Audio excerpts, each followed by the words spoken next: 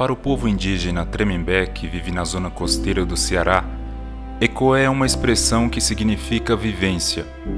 Vivenciar algo é deixar-se afetar profundamente, é sentir e saborear, é fazer de um encontro uma experiência de vida que toca, que atravessa e que faz ver e perceber a vida sob novos olhares.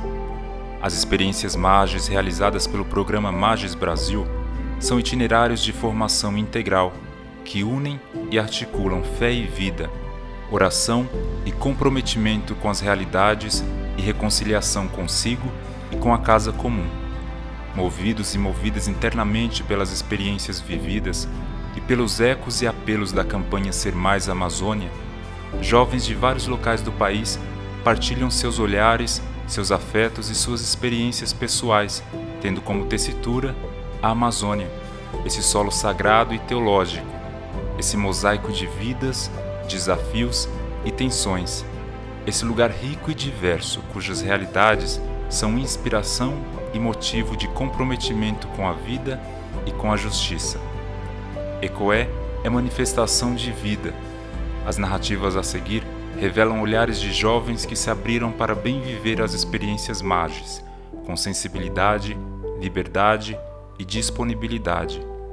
Que suas partilhas ressoem como sinais de vida e esperança.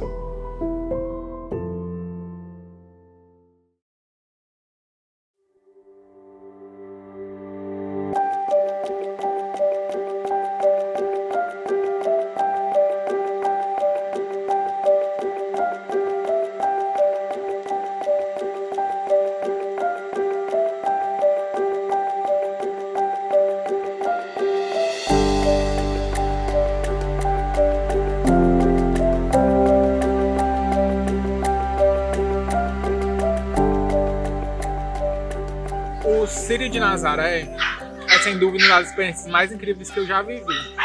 Eu tive a oportunidade de participar do Círio em 2019, numa atividade do Centro MAGES da Amazônia.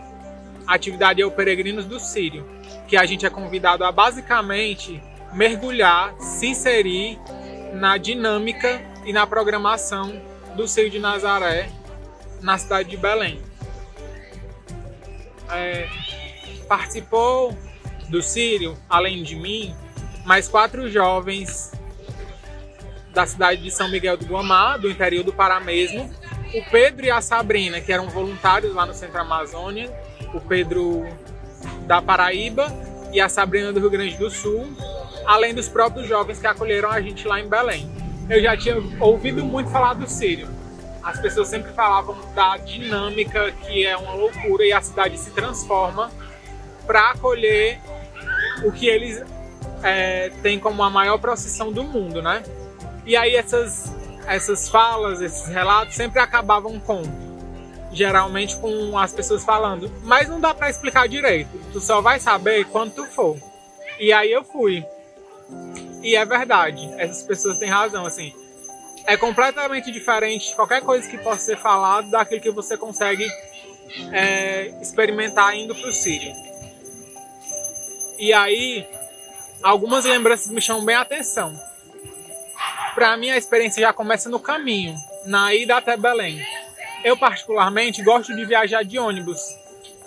É uma experiência muito legal porque você vê a mudança de paisagem, você vê novas histórias que as pessoas vão se conhecendo e vão contando dentro dos ônibus, as relações de amor e ódio que elas vão construindo, você para comer no lugar que você não conhece e vai construindo essas relações de amizade.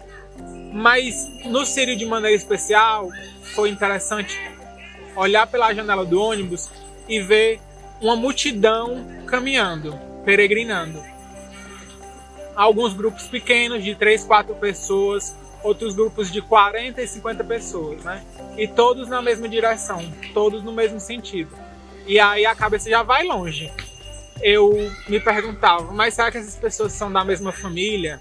Será que elas iam sozinhas e se conheceram no caminho e acabaram se juntando para se fortalecer? E essas 40 pessoas aqui, será que elas todas já se conheciam? Eram de uma mesma comunidade, de fé ou não? Enfim, ia pensando e a cabeça ia pensando e eu cheguei à conclusão de que eu nunca ia ter essa resposta. Mas uma coisa eu tinha certeza de que o que movia aquelas pessoas em direção a Belém era a fé. A fé tão íntima que eles até tratam Nossa Senhora de Nazaré por Nazinha, Nazica, Nazarezinha. E é incrível, porque tem as pessoas que vão no caminho, caminhando e fazendo seu peregrinar, mas por outro lado, na mesma proporção, tem o gesto de solidariedade com várias barracas de solidariedade, distribuindo comida e distribuindo água para aquelas pessoas. Das coisas que me falavam do Círio, chamava a atenção que as pessoas falavam muito que é uma festa que costuma misturar o sagrado e o profano. E aí o Círio já começa, né, nessa proposta da gente se inserir na programação oficial do Círio, tanto na programação oficial da Arquidiocese de Belém, quanto nas programações paralelas, que também já são consideradas pela Prefeitura, por serem atividades culturais, já são consideradas também pela Prefeitura parte do Círio. Pra gente o Círio começou com o Alto do Círio, que é um espetáculo de rua feito pela Faculdade de Teatro da Universidade de lá, né, da Universidade Federal do Pará. E assim, já é bem simbólico começar a partir daí, porque através da manifestação da arte teve as coroações das Nossas Senhoras, né? E aí por que no plural? Porque como é bem simbólico para aquele povo, e foi a primeira vez que eu pude ter essa experiência de ver a coroação de uma mulher negra, de uma mulher indígena e de uma mulher ribeirinha, né? Evocando esse sagrado feminino da floresta que o tema do Alto do Círio trazia. E outra parte dita por muitos como profana é a festa da Chiquita, que é organizada pelo movimento LGBT. E aí me marca muito uma frase de uma das pessoas que estavam se apresentando lá, que dizia, olha, a Nazinha é nossa mãe também. E aí, isso é muito importante, porque eu fiquei me perguntando, e cadê o profano, né? Tudo isso para mim eu considerei muito sagrado, porque eram denúncias e anúncios e reivindicações, né? As pessoas dizendo que elas têm direito a ter fé sendo como elas são e tendo a sua cultura respeitadas, né? E aí é na trasladação que o bicho pega, porque é aquela história que eu falei no começo, né? Que as pessoas me contavam. Não dá pra você explicar direito como é, só dá pra saber direito quando você vai lá e participa. Mas se eu for tentar resumir um pouquinho, eu passei meio que por 3 fases: o exagero, a loucura e a beleza. No exagero, eu pensava que, por causa das instruções que a gente recebeu lá, que diziam pra gente se despedir de tudo, tirar brinco, colar, piercing, anel, o chinelo é pra ir descalço, ir com o cabelo amarrado, porque senão você poderia se machucar de forma grave. E aí é real, porque tem até a Cruz Vermelha vai lá para socorrer as pessoas. Eu pensava, né, antes de ver, meu Deus, que exagero, isso tudo que esse pessoal tá falando, mas não é exagero. E aí durante o processo, quando você vê, quando eu via, na verdade, eu pensava, meu Deus, mas que loucura isso aqui, não dá para acreditar. É muito sofrimento, né? Que fé é essa que a gente precisa sofrer, ser pisoteado, ser massacrado no meio de tanta gente, e precisa que tenha outras equipes jogando água, porque é tanto calor que senão as pessoas desmaiam. E não sei se Deus quer isso aqui da gente. Mas quando você vai chegando no final, no caso, quando eu estava chegando no final, só consegui achar aquilo tudo bonito. Eu não tinha que julgar nada, nem de que ninguém, até porque eu estava ali também vivendo aquilo, né? E era importante perceber que, na verdade, que a transladação, que é o transporte de Nossa Senhora de Nazaré da Basílica para a Catedral, só acontece porque tudo isso acontece e as pessoas se unem para que elas formam uma grande comunidade, numa grande procissão para fazer esse transporte. E aí é a fé que move tudo isso. Desde as pessoas que vêm andando, que aí eu fiquei sabendo que elas vêm andando do Maranhão, algumas vêm do Maranhão andando para Belém, até esse transporte só acontece porque as pessoas se unem na fé. É o grande verdadeiro sentido de comunidade, né? E que leva a essa transformação, esse movimento, essa saída. Então, depois eu só consegui achar tudo aquele bonito e as pessoas estavam ali porque elas queriam, então eu não tinha que fazer mais nenhum tipo de julgamento.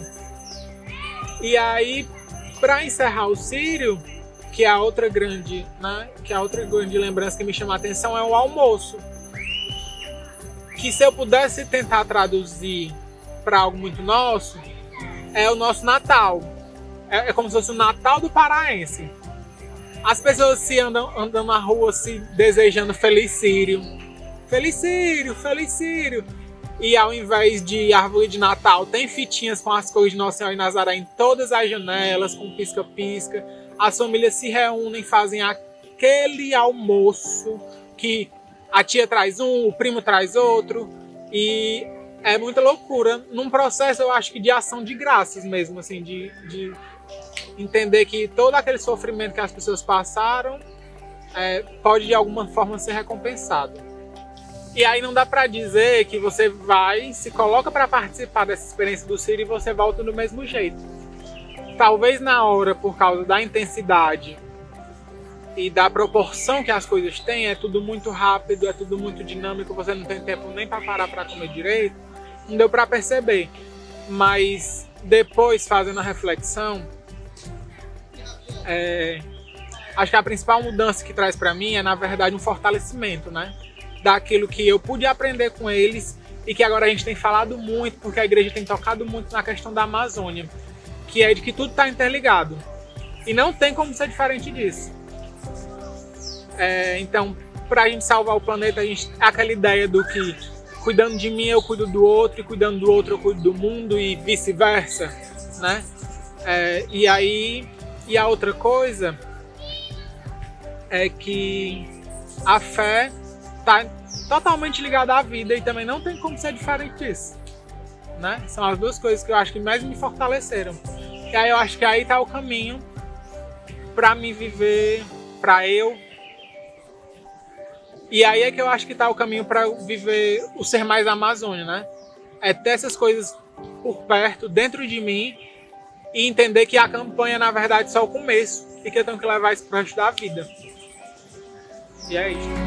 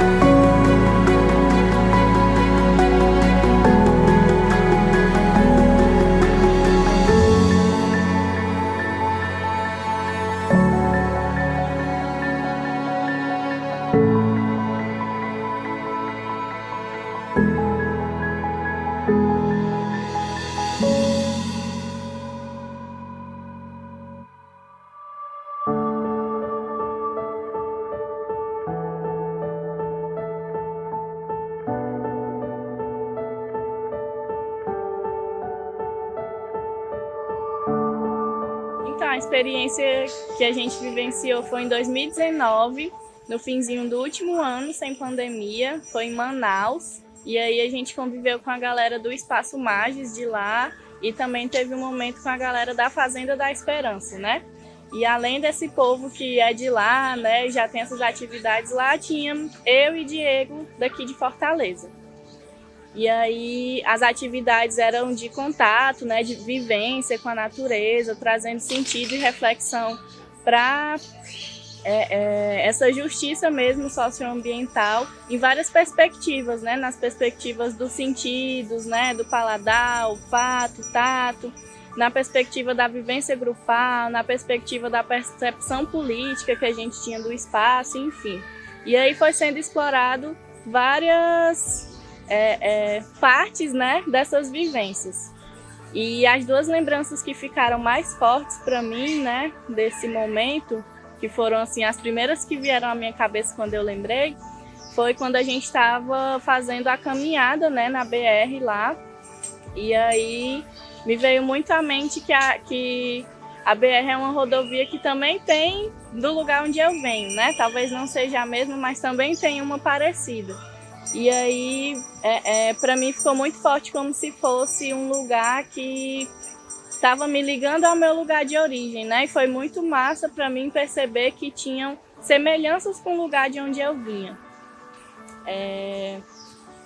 E aí, à medida que a gente ia caminhando, a gente ouvia barulho de motosserra, a gente via lixo pelo caminho, mas ao mesmo tempo que aquilo me assustava, tinham outras coisas que me mostravam que tinha vida em abundância ali, né? E aí eram dois assim contrapontos que ficaram muito fortes para mim, que disseram muito e ressoam até hoje nos meus ouvidos, na minha cabeça, né? E além dessa experiência mesmo de conhecer outra cultura e dialogar com as pessoas dessa cultura, foi muito massa para mim, né? De perceber que não tinha só diferenças, mas também muitas semelhanças, né? Até no linguajar mesmo, e isso foi muito significativo para mim. Sobre a minha percepção, né, e ligação com a natureza depois disso, veio a pandemia, né? Isso já foi muito significativo para mim. Pouco tempo depois veio a pandemia. E isso para mim já foi muito significativo, né? Tanto que ainda hoje eu sinto como se o tempo estivesse passando de um jeito diferente, como se eu tivesse vivenciado essa experiência ontem, né? Já estamos no 2º ano de pandemia e para mim é como se tivesse sido no final do ano passado ainda. E aí, durante a pandemia, eu vivenciei algumas experiências de terapias holísticas, né? E que me fizeram sentir mais próxima e dar mais sentido a essas vivências com a natureza.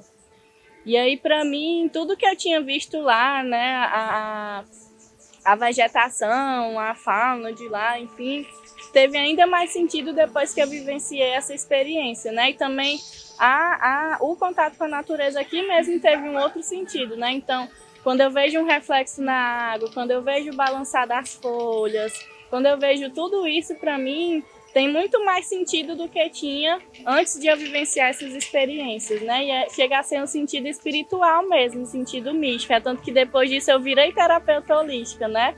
E para mim tem um sentido muito forte. Para mim é uma conversa mesmo, assim, com a natureza, né? E aí depois disso também eu busquei tentar trazer os símbolos mesmo, né, do meio ambiente, do lugar de onde eu vim, para mais perto de mim, todas as minhas vivências, de imagens mesmo, de ter esses símbolos na minha casa, no meu quarto, no meu ambiente de conforto, e me sentir sempre próxima, né, dessa relação. Eu também conheci pessoas como o Krenak, né, que me encantaram muito com a sua construção, sua luta, seu discurso, enfim. E foi muita coisa mesmo, é até difícil de mensurar quantas repercussões essas experiências trouxeram para mim, né? Mas eu acho que essas foram das mais fortes que rolaram. A minha relação com o meio que eu estava mudou muito depois desse período. Eu comecei a tentar perceber mais os sinais que meu corpo me trazia, né? Principalmente nesse período em que a gente precisa dar mais atenção para o que o nosso corpo diz. E perceber melhor também o que estava rolando ao meu redor e o que aquilo trazia de ressonância em mim, né? O que aquilo trazia de repercussão em mim.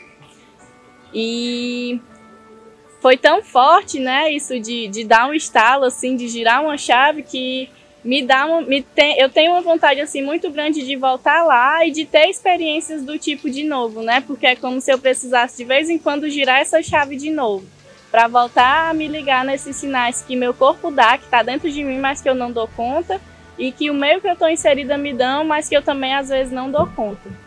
É tanto que eu acho que se eu não tivesse vivenciado essa experiência pouco tempo antes da campanha Ser Mais Amazônia, eu não teria dado tanto sentido para ela, né? Ela não teria tido uma repercussão tão significativa em mim, né? Eu acho que a justiça socioambiental, ela tá para além do que a gente vê falar mais comumente, né? Que é esse lance da fauna, da flora, da vegetação, da poluição, enfim. Eu acho que ela abrange a nossa posição política, a nossa percepção política, a nossa percepção social, o jeito que a gente constrói as nossas relações, o jeito que a gente se coloca no espaço.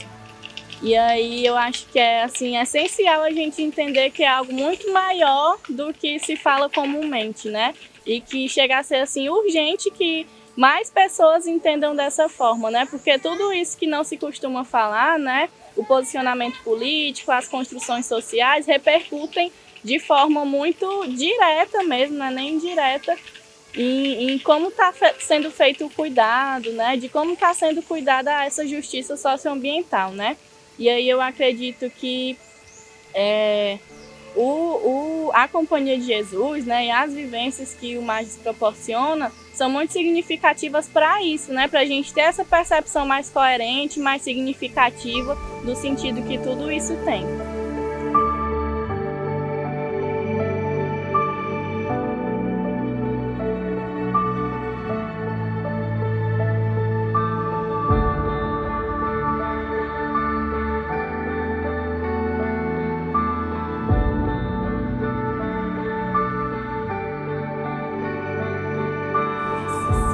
Bem, falar da experiência do Mochilaço Jovem em Manaus, na Amazônia, sempre traz para mim muitos bons sentimentos, né? Uma alegria, um fôlego, um conforto, um consolo, porque foram dias realmente que atravessam a dobra do tempo, né? Foram 2 dias, na verdade, que a gente realizou a experiência. Saímos de Manaus, de micro-ônibus, né? Era uma turma de 60 pessoas, talvez mais, todos com aquele brilho no olhar da chegada, né? Enfim, da realização da experiência. E aí saímos de micro-ônibus para um distrito de Manaus, onde de lá partiríamos a pé até a Fazenda da Esperança, que é uma casa onde se realizam, né, procedimentos para que jovens, né, e adultos, homens, possam se reabilitar da dependência química. Então foi uma travessia que nós percorremos durante 8 horas, saímos pela manhã cedinho, finalizamos por volta das 16, 17 horas.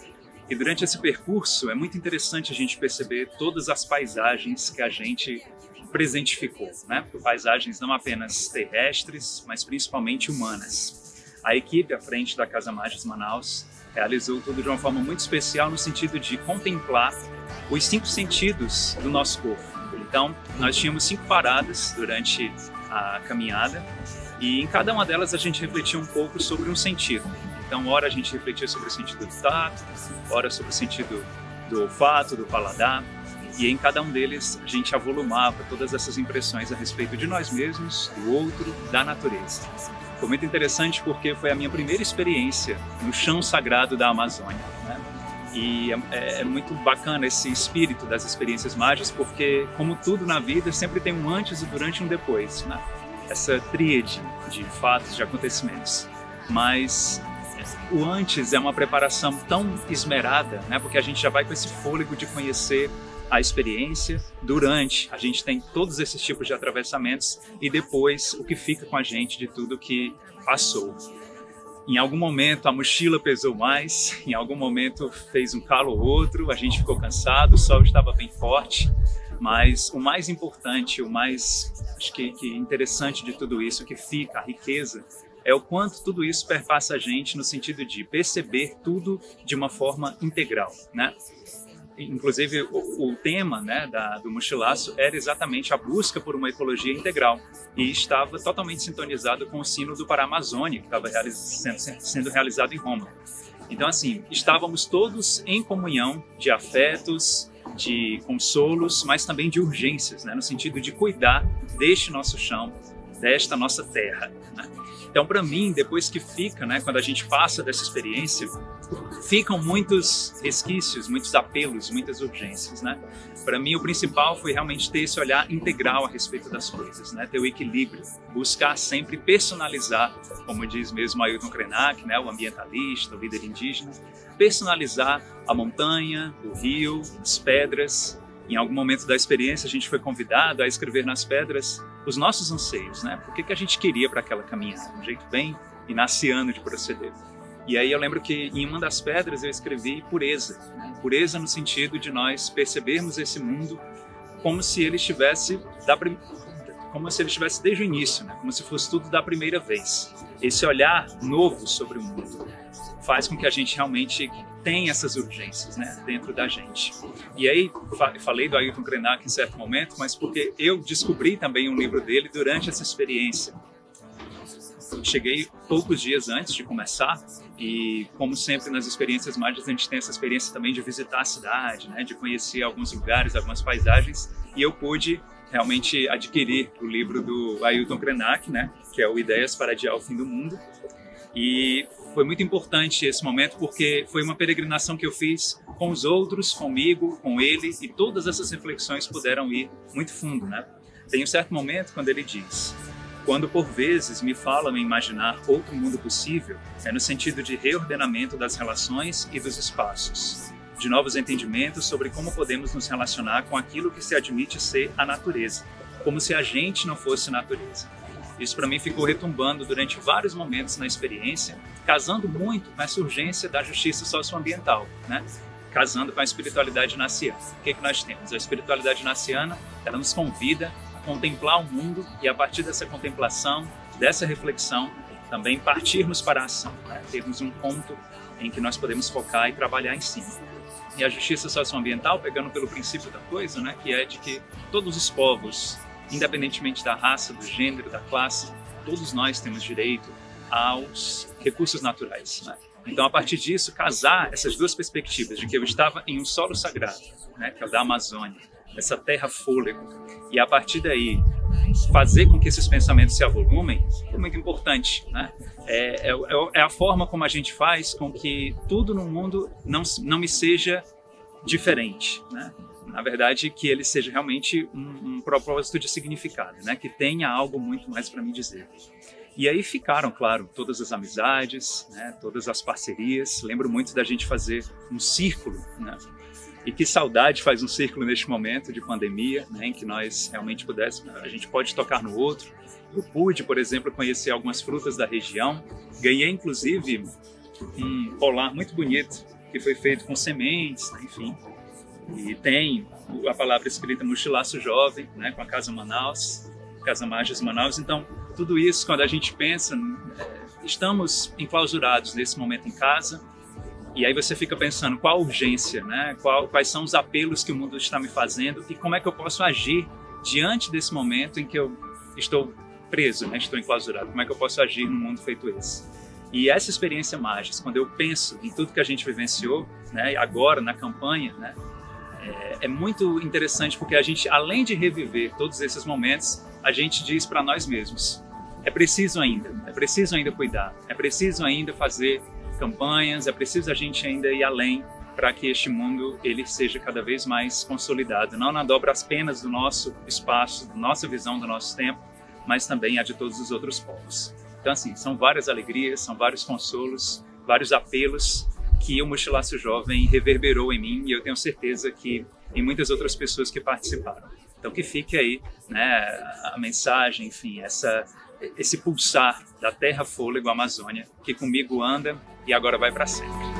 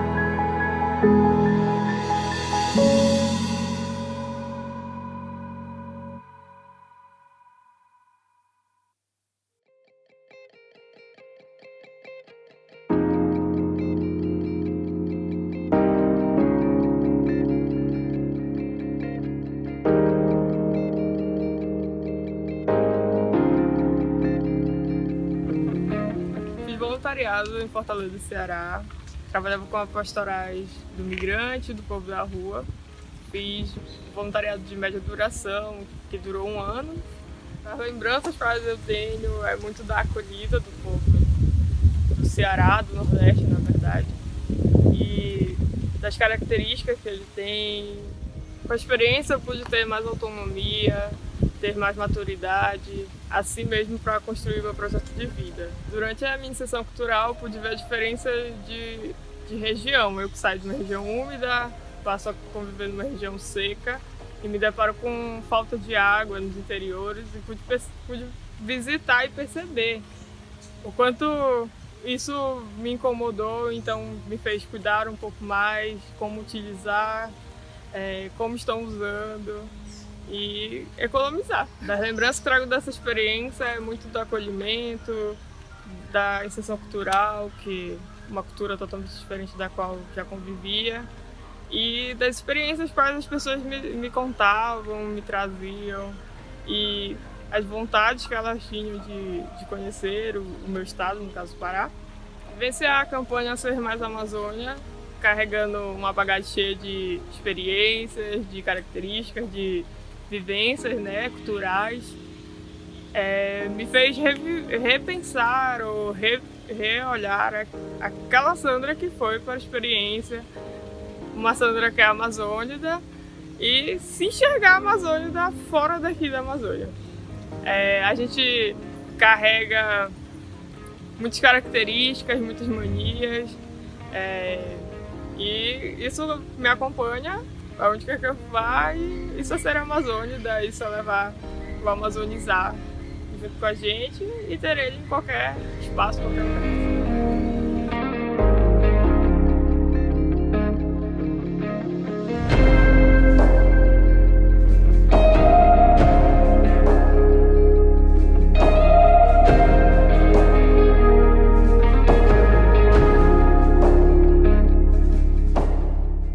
Voluntariado de média duração no Centro Nacional da Juventude em Fortaleza, de setembro de 2019 a agosto de 2020.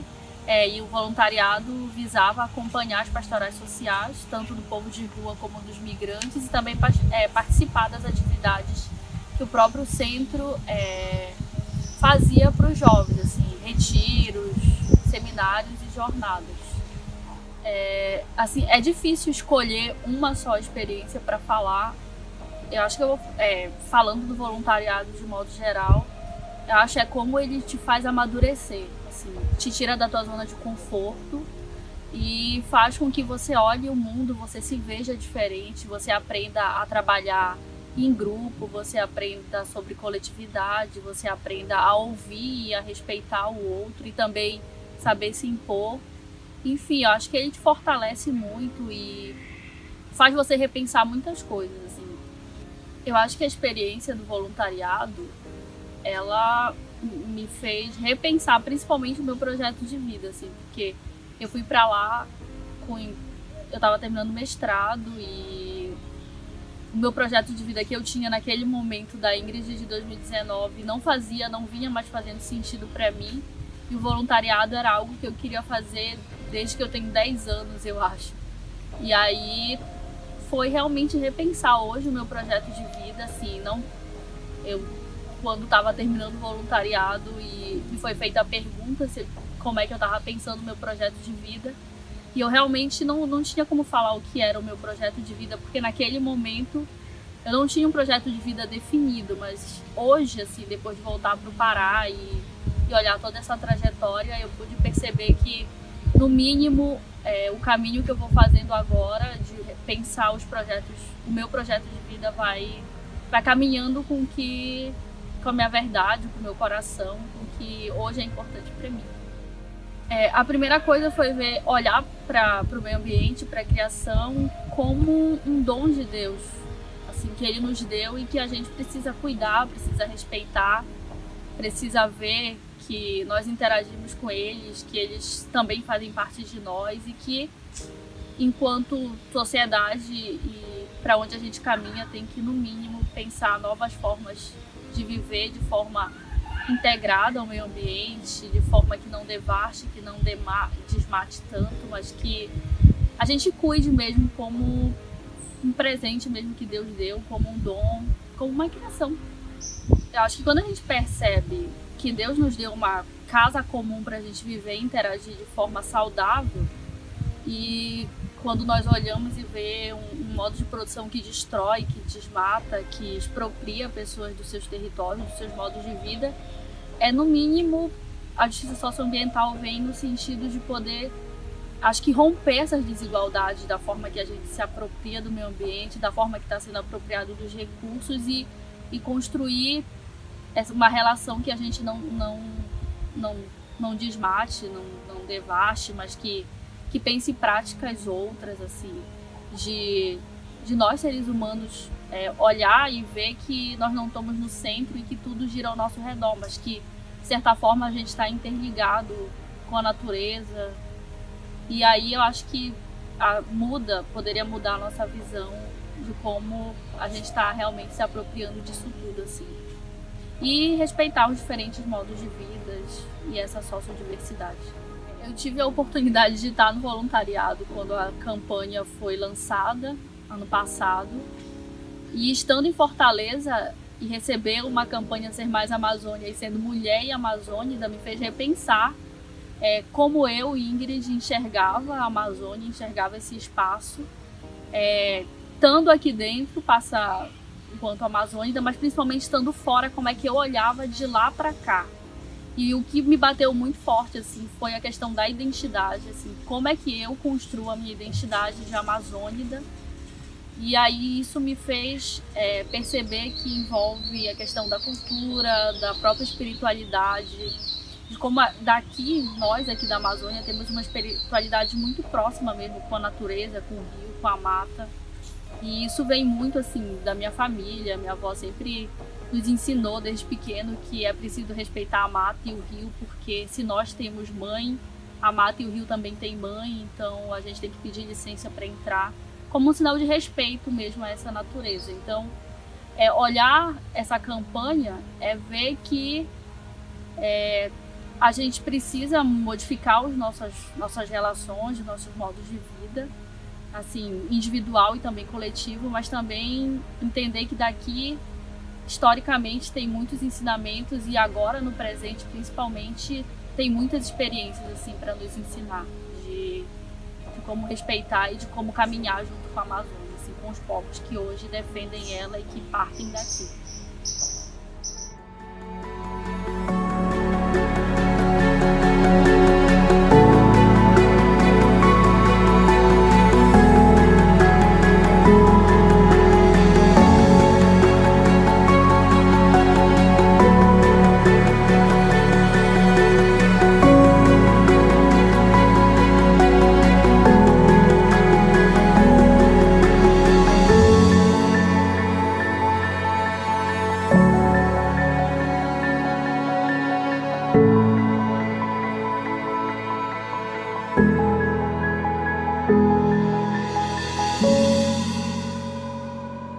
O documentário Ecoé, Memórias, Narrativas e Afeto de Experiências Mágicas revela uma miscelânea de sentidos, sentimentos, territórios, paisagens, culturas e saberes tecidos desde a Amazônia, cujas realidades ecoam apelos e esperanças locais, nacionais e mundiais. Em meio ao contexto de pandemia pela Covid-19, o Centro Magis Inaciano da Juventude, assim como toda a rede Magis e tantas outras instituições e coletivos, precisou se adaptar e inventar novas formas de realizar suas experiências. Diante da impossibilidade das atividades presenciais, as ações virtuais se demonstraram como um espaço potente de encontro e promoção de troca de saberes, conhecimento, denúncia e anúncio de vida e esperança.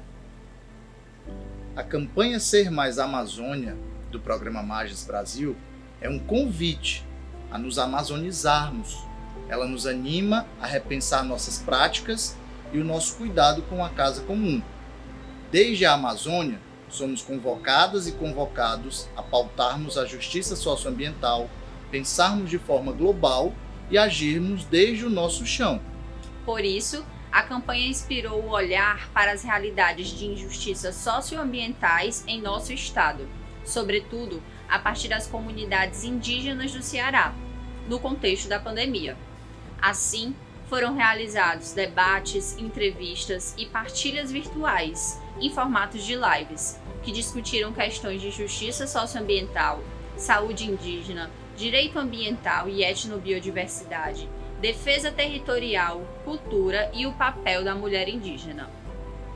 Após um ano dessas experiências, ainda em contexto de pandemia, fizemos o exercício de retomar ao diálogo e encontro com lideranças indígenas, com o intuito de continuar ressoando suas vivências e partilhas. Assim como tantas comunidades indígenas, o povo pitaguari tem resistido e lutado pela defesa de seus territórios, pelo acesso à saúde e à educação diferenciada e pelo respeito e proteção de suas vidas, sua cultura e sua história. Há pouco mais de um ano da realização da live Saúde Indígena e Estratégias de Solidariedade Coletiva em Tempos de Covid-19, retomamos o encontro com os pitaguari e escutamos suas vozes, apelos, sonhos e resistências.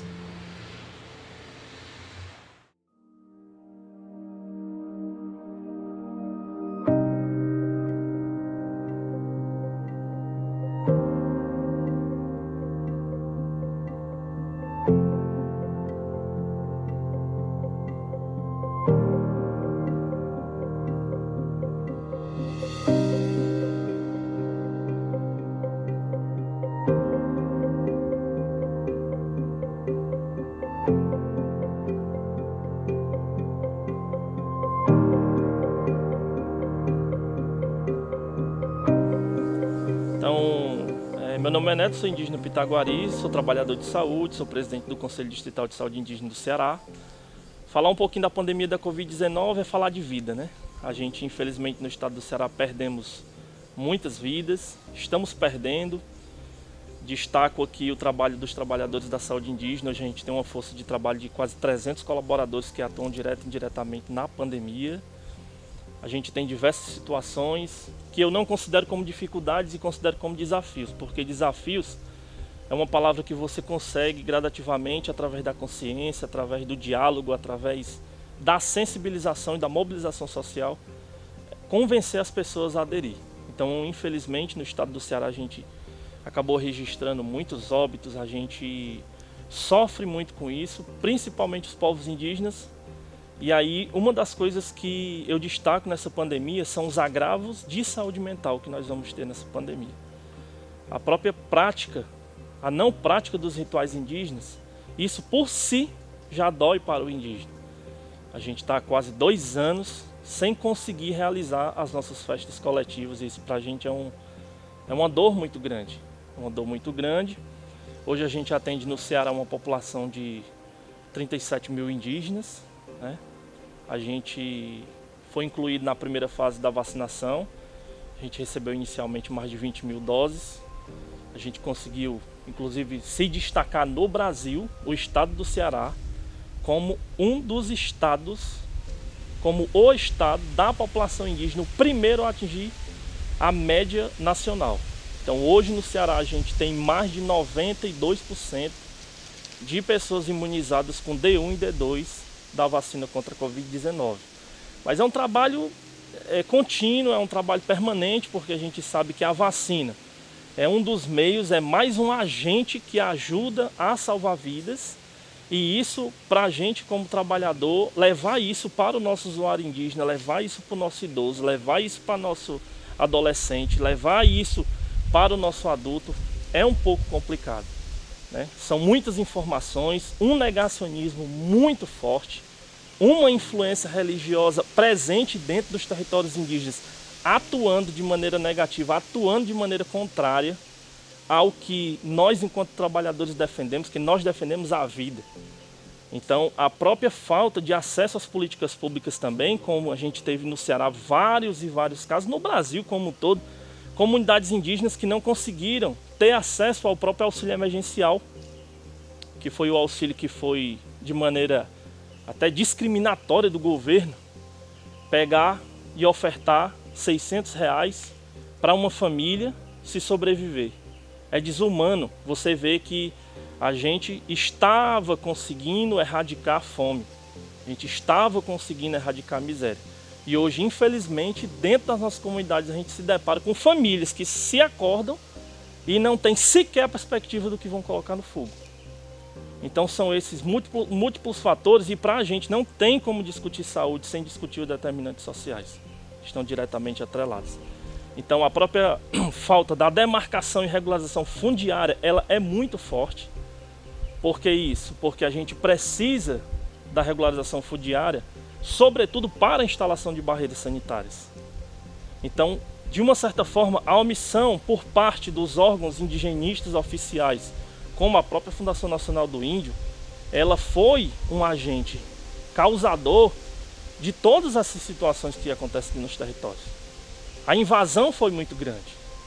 E o que os povos indígenas do Brasil sempre defendem é a defesa da vida, é a defesa de uma mata, é a defesa da floresta, é a defesa do rio. E a gente, esse pulmão natural que é diariamente atacado por nós seres humanos, foi o que a gente mais precisou. E aí para a gente é muito difícil lidar com todos esses desafios e ao mesmo tempo escutar da própria pessoa dizer: meu Deus, me dá um pouco de ar porque eu vou morrer. Isso a gente escutou muito, isso é muito triste. Então a gente, infelizmente, atingimos um nível de testagem de quase 70% da população que foi testada, né? A gente viu que esses testes foram positivos.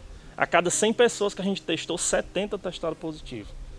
A gente ficou muito preocupado com isso. Hoje, mesmo com a primeira e a segunda dose, a gente ainda registra casos positivos dentro dos territórios, mas graças a Deus a gente não registra nenhum agravamento, sobretudo nenhuma hospitalização e nem internação.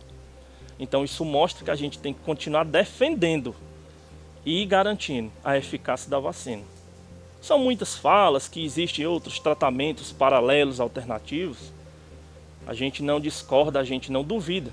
E que bom que a ciência avance nesse campo, porque a gente precisa, né?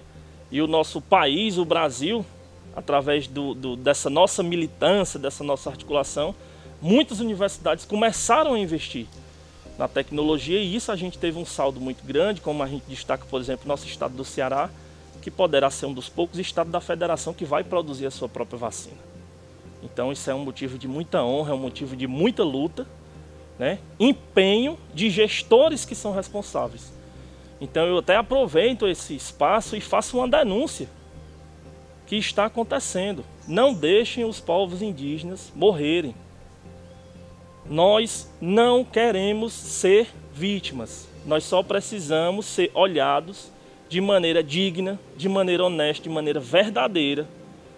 E nós estamos sempre abertos. Não somos os detentores da verdade, não somos os sabedores de tudo. Quem dá sabedoria para nós é a providência divina, que graças a Deus nessa pandemia também, uma das coisas que destaca muito no nosso meio é a espiritualidade. Eu acho que esse dano poderia ser ainda maior se a gente não tivesse a crença, se a gente não acreditasse no Pai Tupã e na Mãe Terra que nós estamos aqui presentes. Esse dano ele poderia ser maior, porque irreversível ele já é.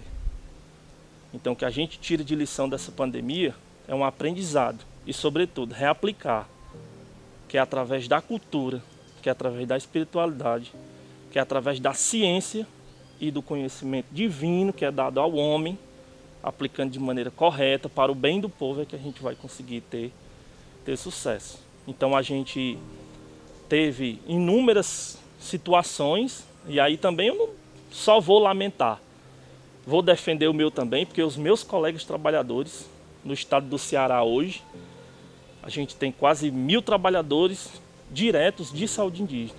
E outro ponto que eu destaco forte nessa pandemia é a atuação do controle social da saúde indígena, articulado por meio dos conselhos locais, conselho distrital e fórum de presidentes.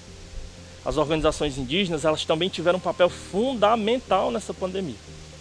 Muitas das vezes, as organizações indígenas tiveram que assumir um papel que era do governo, como, por exemplo, fazendo arrecadações, fazendo vaquinhas, promovendo lives, para que a outra parte da sociedade que pensa nessa comunhão que nós estamos vivendo. É um problema comum essa pandemia de olhar para quem neste momento está numa situação mais difícil.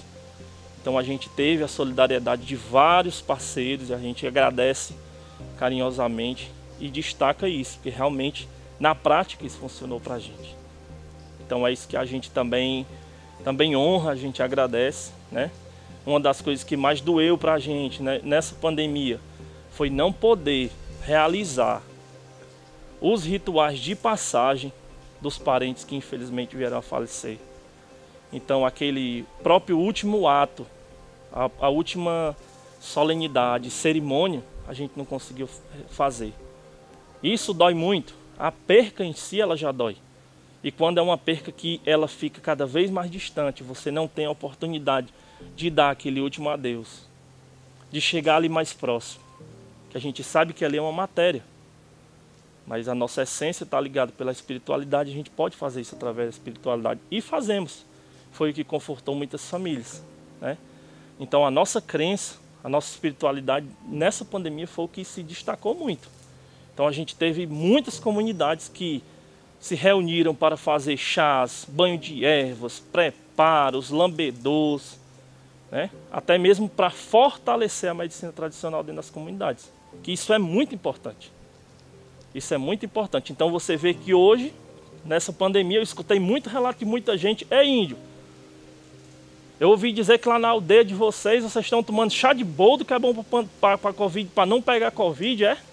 Eu, rapaz, tem umas famílias lá que estão tomando. Eu não vou dizer nem que sim, nem que não. Se você acredita, veja se vale a pena, calcule os riscos, né? Então a gente precisou desse contato mais próximo, até mesmo para tirar esse negacionismo que foi implantado dentro das comunidades. E eu denuncio aqui a influência religiosa. Não estou com preconceito, não estou com revolta. Mas para mim é torturante ver um parente meu falecer porque a própria família negligencia ou não permite que a gente faça a assistência adequada ao paciente por uma crença. E a gente respeita. Mas se a gente tivesse a colaboração também das famílias nesse sentido, a gente poderia chegar a essa marca horrível de 500 mil de pessoas mortas hoje no Brasil. E a gente tem muito sangue indígena nesse meio. Então isso pra gente é muito doloroso você ver que 500 mil de pessoas no Brasil não morreram, foram assassinados. Foram assassinados por falta de estruturação de políticas públicas, por falta de assistência, pela própria precarização do Sistema Único de Saúde. Então são pontos que pra gente como trabalhador foi exaustivo ver tudo isso acontecendo. Você chegar para atender e você vê a pessoa olha para ti e dizer, não, ele está trazendo para mim o sopro da esperança. E aí você chega, quando você vai fazer a abordagem, quando você vai fazer a assistência que você aprendeu, que precisa ser feita por alguma crença, por alguma ideologia ou por alguma ideia, infelizmente você é impedido.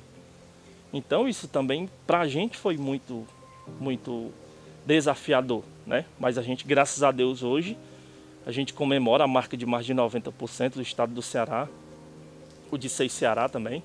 A gente no Brasil tem 34 distritos sanitários especiais indígenas. Hoje a gente atende com a estrutura da Secretaria Especial de Saúde Indígena uma população de mais de 750 mil indígenas. São mais de 6 mil aldeias nas mais diversas modalidades, terrestre, fluvial, aérea. Então teve situações no Brasil que você olha e diz por que aqui avançou, aqui está assim.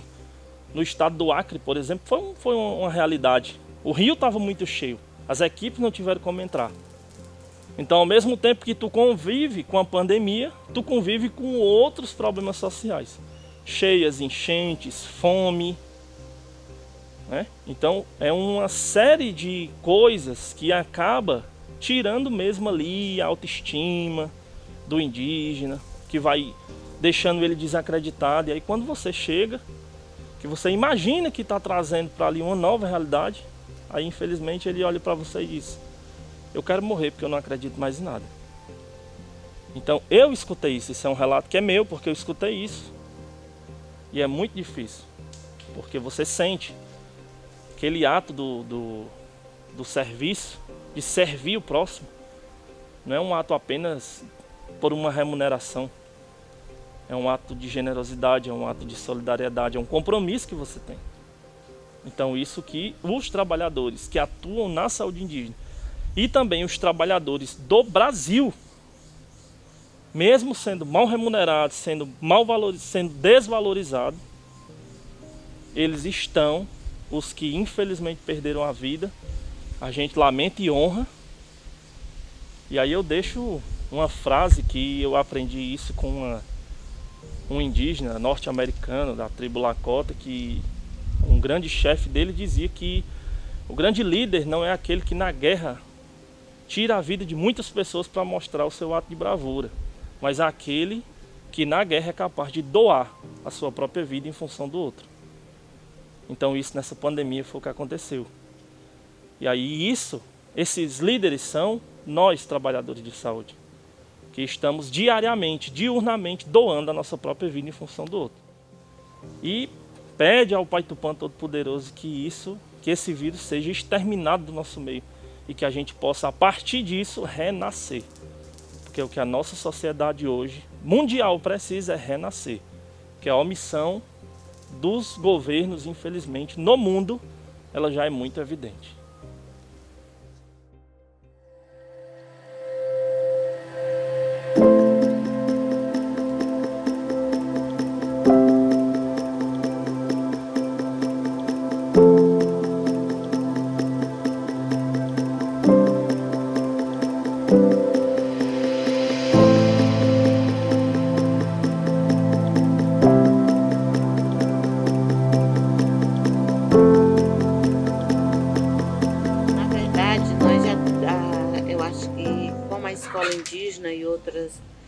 Outras escolas também, nós já tem a dificuldade, né, com os jovens, né, em se debruçar no interesse de aprendizagem.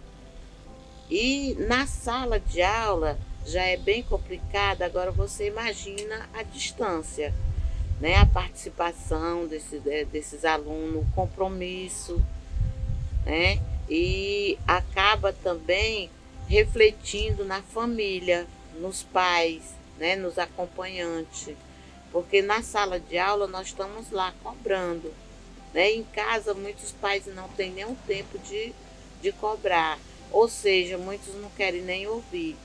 Então a gente, assim como faz a cobrança para os alunos, também faz a mesma cobrança para os pais, né?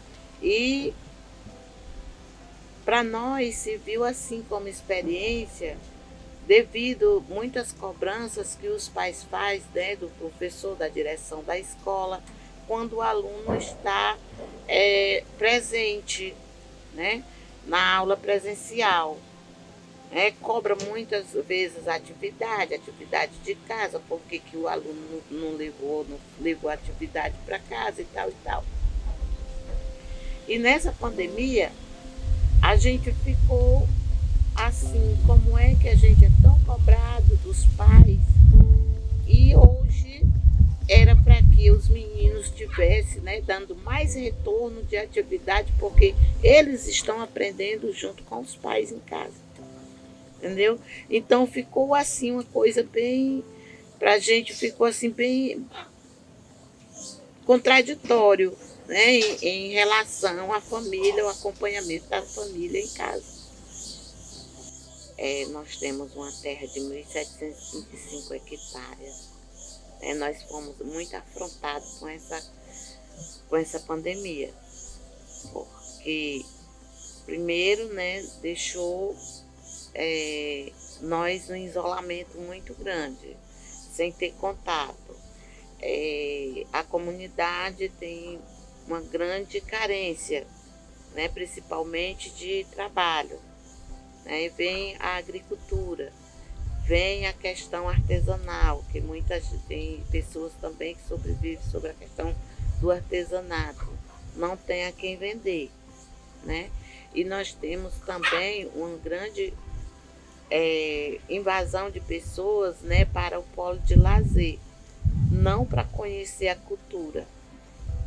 Que aqui nós temos um certo local, que é o Açude do Santo Antônio, que é muito frequentado. E isso mesmo a gente, né, nós estamos todos vacinados, mas quem vem de fora não está. E desculpa. E nós tivemos também um índice de pessoas afetadas, né, pela Covid dentro da nossa comunidade. E além da Covid, ela, além de trazer as sequelas, né, que é a ansiedade, né, uma ansiedade muito grande, né, que as pessoas ficam, nós mesmos, eu mesmo que graças a Deus não fui afetada, mas eu fico ansiosa quando chega a notícia fulano está com Covid. Então aquilo é como se fosse eu, né? Eu já fico passando mal. O meu genro teve pandemia, nessa pandemia ele teve a Covid, também ele trabalha fora da comunidade, não tinha como evitar. Né? Ele pegou, mas só que ele já tinha tomado as 2 vacinas, né? Ele foi muito fraco os sintomas que ele sentiu, graças a Deus, né? Foi rapidinho, ele se curou. Mas chega ao desespero, né, das pessoas. Tivemos uma pessoa que teve a Covid, entrou em desespero, né? E com a ansiedade, a depressão, tentou se matar, né? Foi internado, mas graças a Deus também venceu a Covid e hoje está em casa. Mas foi um grande desespero e para nós ainda está sendo, porque de uma forma ou outra, a nossa maior preocupação agora é com as nossas crianças, né? E com essas pessoas que não respeitam, né, o nosso território e vêm de fora para tomar banho, né, para se beneficiar de certas formas, né, do que é nosso. O grande fato, né, de nós olharmos um para o outro e sentir, né, a falta daquele abraço. E deixou também uma grande forma da gente reconhecer que somos todos iguais. Porque ela não veio só para o pobre, ela não veio só para o branco, ela não veio só para o preto, ele não veio só para o indígena. Essa doença, ela adoeceu o mundo todo, né? E dentro disso aí, levou muitas pessoas, né? Hoje, nós tivemos uma grande perca de ser humano, de pessoas que essa pandemia, essa tal Covid levou nossos antes queridos, nossos familiares, levou pessoas do movimento indígena, né? Ela não escolheu o cara e deixou um grande reconhecimento que é esse: somos iguais. Não tem diferença, né, de mim para você e nem de você para mim. Mesmo com as minhas qualidades, né, e a minha diferença, eu tenho que usar isso aqui igual a você. né? E continuar usando, porque não acabou. E nós não sabemos quando isso vai parar, quando vai acabar, porque cada dia aparece uma onda, né? Um nome diferente, mas a doença é a mesma. E nós vamos continuar nos prevenindo, que eu acho que isso aqui é o meio, né, de nos prevenir. É usando esse pedacinho de pano no rosto.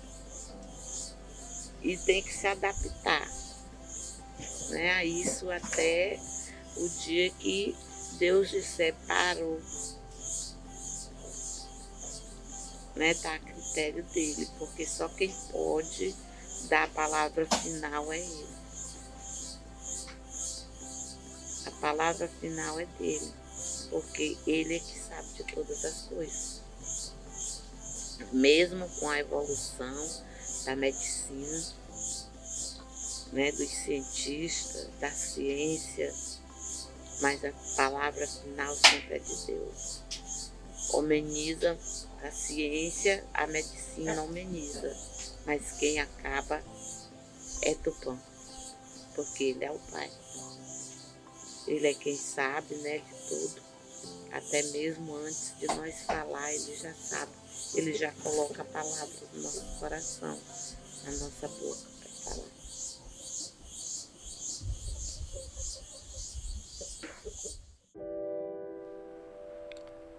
Cuidar do meio ambiente é mais que uma obrigação. É dever dos governantes e de cada cidadão. É um gesto de amor com o autor da criação. Proteja nossos biomas, que são 6 no seu total: Cerrado, Pampas, Caatinga, Amazônia, Pantanal, e a bonita Mata Atlântica que dá vida ao litoral. Repare como os planetas são todos bem alinhados, os nossos ecossistemas também são interligados. Se deles depende a vida, precisam ser preservados. A Mãe Terra está pedindo socorro a todo momento, mas o mundo está fingindo não ouvir o seu lamento. Seu efeito catastrófico já se vê no aquecimento. O planeta é como um ovo, se assim posso comparar. Se alguém fura sua casca para sua gema tirar, o que vai acontecer? Nem é preciso explicar. Sem sustentabilidade, a Terra não se sustenta. A vida será extinta no quadro que se apresenta. Restarão nossas pegadas numa moldura cinzenta. É um quadro que se pinta sem pincel e sem pintor. Natureza, vida morta, sem alegria, sem cor. De Monet não há o traço, Portinari e nem Picasso. Só fumaça, caos e dor. Por isso peço, meu povo, proteja o meio ambiente. As gerações do futuro dependem das do presente. Nós precisamos da terra e ela precisa da gente.